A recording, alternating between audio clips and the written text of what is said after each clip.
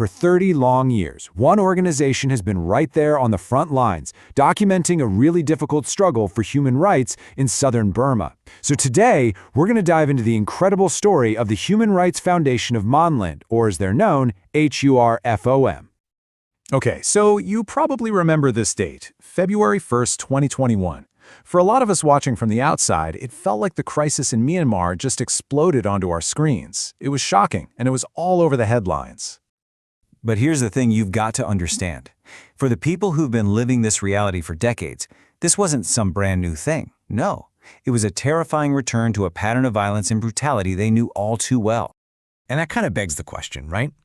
How does an organization with 30 years of experience on the ground get ready for a moment exactly like this one? Well, to figure that out, we have to go back to the very beginning. Answering that question really starts with understanding the organization at the heart of this story and the brutal pattern of violence they were literally created to fight. So this is HURFOM. They were founded way back in 1995, right in the thick of it. They work in areas that have seen decades of military oppression. And their mission, well, it sounds simple, but it's incredibly dangerous. Protect human dignity, tell the truth, and fight for justice. To really get why their work is so important, we have to rewind back to the specific crisis that actually gave birth to the organization in the first place. So what happened was this kind of perfect storm. In the early 90s, the military regime kicks off these two huge projects, a railway and a gas pipeline. And to get them done, they use the most brutal tactics you can imagine. We're talking forced labor, stealing land, just widespread abuse. By 1995, it created this massive humanitarian crisis. And it was right there among those displaced families on the Thai-Burma border that HURFOM was born. So, surrounded by all this suffering, they came up with a plan. And it was as simple as it was courageous. Step 1, just listen. Listen to the stories of the people who had escaped. Step 2, write it all down. Document every testimony. And step 3, get those stories out to the rest of the world. The goal was to make it absolutely impossible for anyone anywhere to ever say, "We just didn't know." But, just telling individual stories wasn't going to be enough. They knew that if they wanted real justice, they had to build a system, a rock-solid record that could actually prove the patterns of abuse that were happening over and over again. And you can really see how they evolved right here. In that first decade, they were focused on reporting single incidents. But they pretty quickly realized that to build a real case, they had to shift from documenting the individual trees, so to speak, to mapping the entire forest of abuse. And this new approach is where they really started to build something powerful. They built this whole network of monitors right there in the communities. They started a special project just for women and children. And when a land investigation commission was finally formed, guess who was ready with years of evidence? Yep, HURFOM. They were building something to last, a permanent record for a future where justice was possible.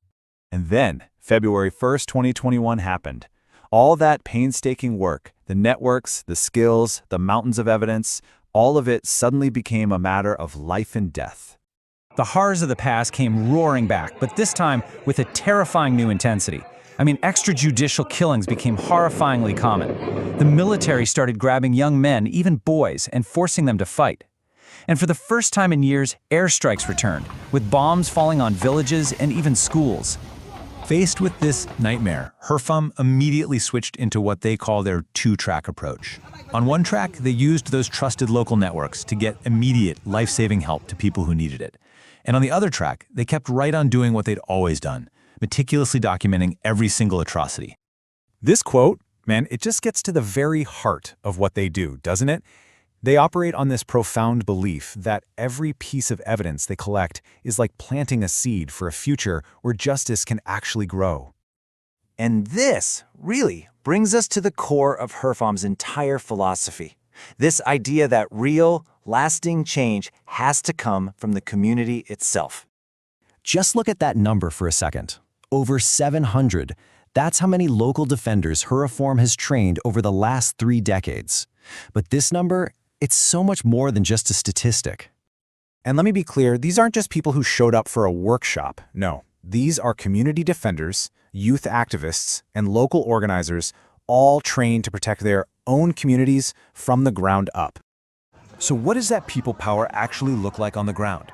Well, it looks like villagers using their phones to warn each other that troops are coming. It's women creating safe, secret ways to document sexual violence. It's monks opening up monasteries to shelter families who've lost everything. It's young activists sneaking out in the middle of the night to deliver aid. It's entire communities just refusing to let their suffering be erased. And all of this work brings us to one final, really powerful question about what it all means. I mean, really think about it. In conflicts like this one, how does that first draft of history get written down? And maybe more importantly, who gets to hold the pen? For 30 years, HURFOM's answer to that question has been unwavering and crystal clear. History is written by those who have the courage to tell the truth.